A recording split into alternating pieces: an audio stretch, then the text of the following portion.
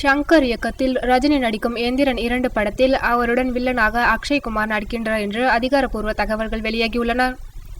எந்திரன் படத்தை தொடர்ந்து அதன் 2வது பாகத்தை உருவாக்கும் முயற்சியில் தற்போது ஷங்கர் இறங்கியுள்ளார்.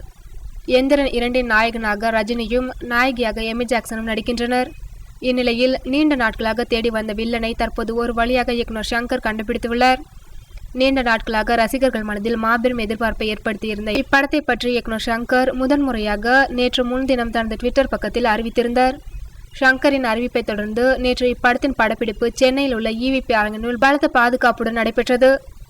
இப்படத்தில் ரஜினிக்கு வில்லனாக ஹாலிவுட் நடிகர் அர்னால்டை நடிக்க வைக்க ஷங்கர் மற்றும் படக்குழுவினர் சார்பில் பலத்த முயற்சிகள் மேற்கொள்ளப்பட்டு வந்தன. ஆனால் அர்னால்டின் அடுக்கடுக்கான நிபந்தனைகளால் ஷங்கர் வில்லனை மாற்றும் முடிவுக்கு வந்துவிட்டார். அவருக்கு பதிலாக ரித்திக் ரோஷன் மற்றும் பல நடிகர்கள் பெயர் அடிபட்ட நிலையில் தற்போது அக்ஷய்குமார் தேர்வாகியுள்ளார்.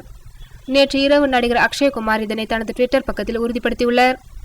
வருடத்தின் இறுதியில் ஒரு கவனிக்கத்தக்க வாய்ப்பு கிடைத்துள்ளது. சூப்பர் ஸ்டார் ரஜினியுடன் எந்திரன் 2 நடிக்கின்றேன், மிகவும் உற்சாகமாக இருக்கின்றது என்று அக்ஷய்குமார் தனது ட்விட்டர் பக்கத்தில் தான் வில்லனாக நடிப்பதை உறுதி செய்துள்ளார். அக்ஷய்குமார் பாலிவுட்டின் முன்னணி நடிகர்களில் ஒருவர் என்பது குறிப்பிடத்தக்கது.